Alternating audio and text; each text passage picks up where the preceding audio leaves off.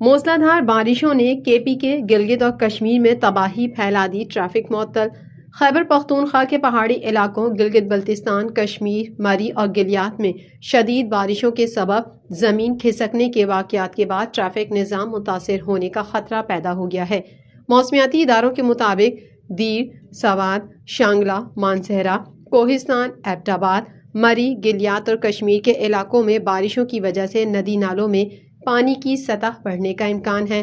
Flood forecasting division کی report کے مطابق دریائے سندھ میں گڈو اور سکھر بیراج پر معمولی سیلابی صورتحال ہے، جبکہ دیگر دریاؤں کا بہاؤ اپنی عام سطح پر جاری ہے۔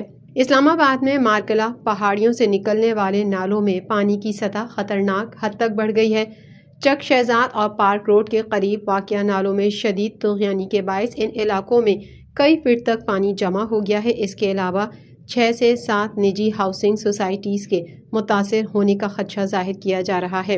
موسلادھار بارشوں کے پیش نظر اسلام آباد، راولپنڈی، گجرانوالہ، لاہور اور سیالکوٹ کے نشیبی علاقوں میں سیلابی صورتحال پیدا ہونے کا امکان ہے۔